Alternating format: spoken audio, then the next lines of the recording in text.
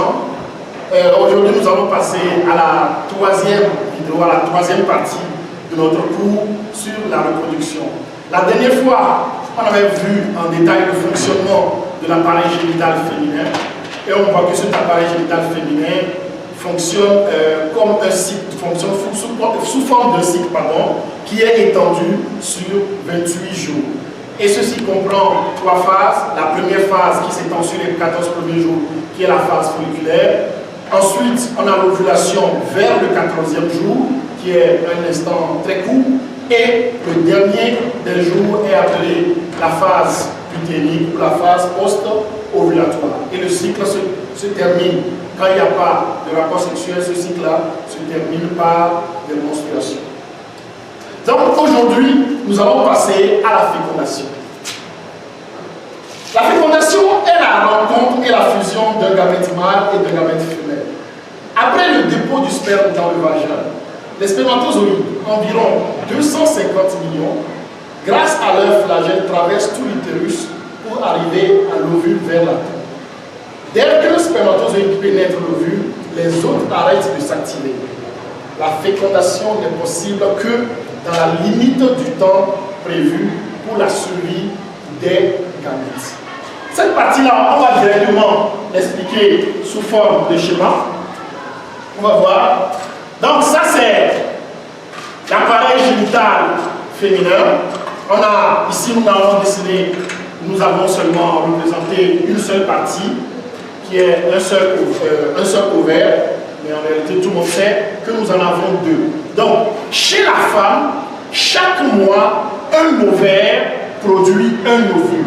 En fait, les deux, en temps normal, les deux ovaires ne produisent pas au même moment. Si par exemple, en janvier, c'est celui-ci qui produit, en février, celui-ci va produire, en mars, celui-ci va produire, et ainsi de suite, ainsi de suite, ainsi de suite. Mais il peut y arriver, ça arrive, il peut arriver que les deux ovaires produisent un ovule au même moment. Maintenant, là, on parle de la fécondation.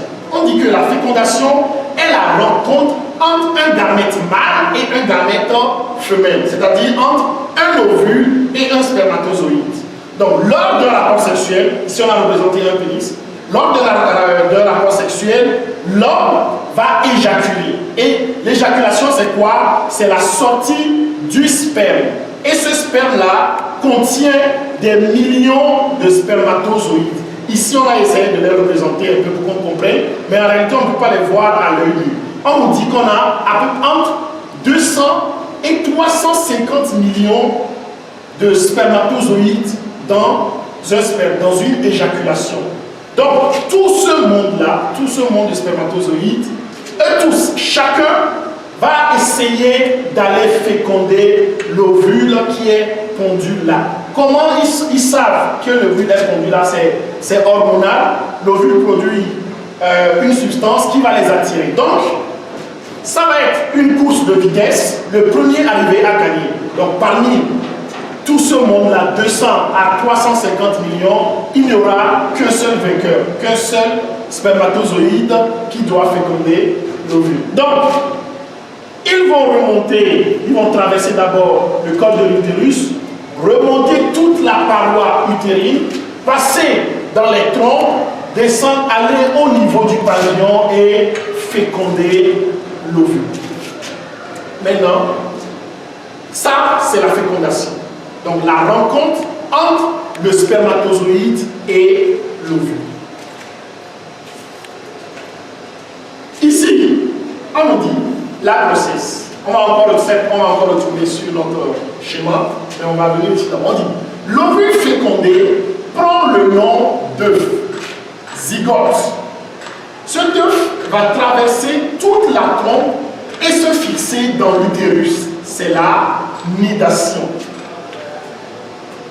Donc, qu'est-ce qui se passe?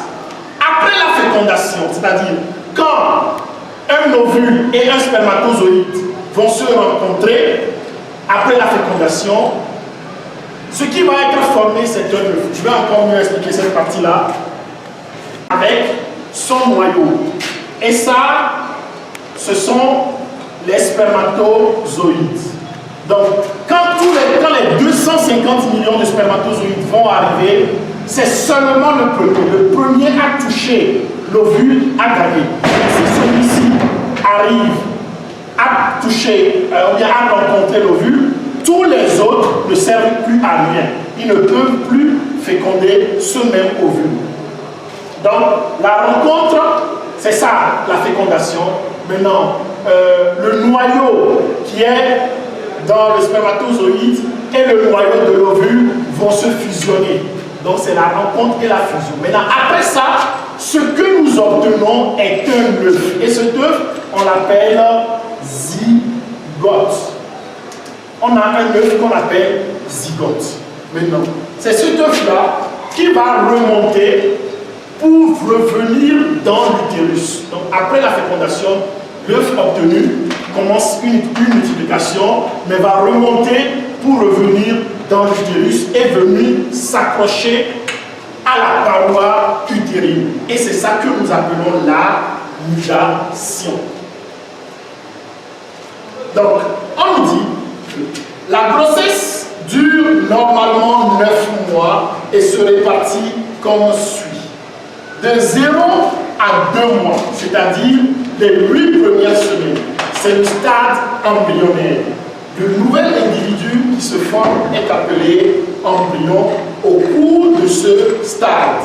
Donc, chez la femme, bien, lors d'une grossesse, quand on commence de 0 semaine jusqu'à 8 semaines, l'individu qui est dans l'utérus de la femme, nous l'appelons embryon.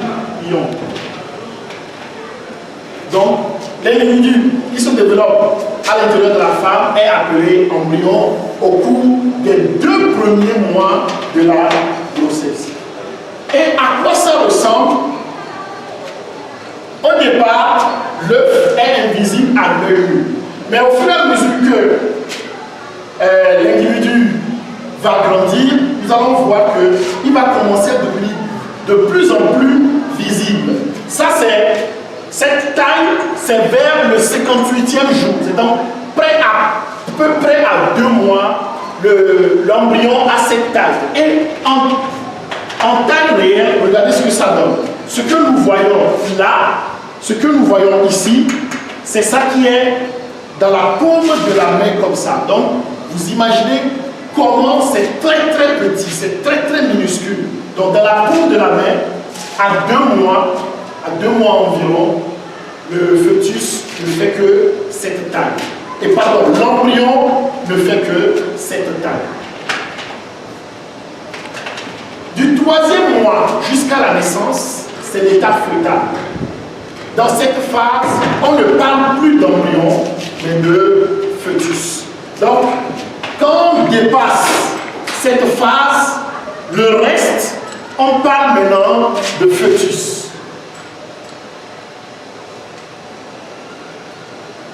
Après 2 mois jusqu'à la naissance, on parle de fœtus.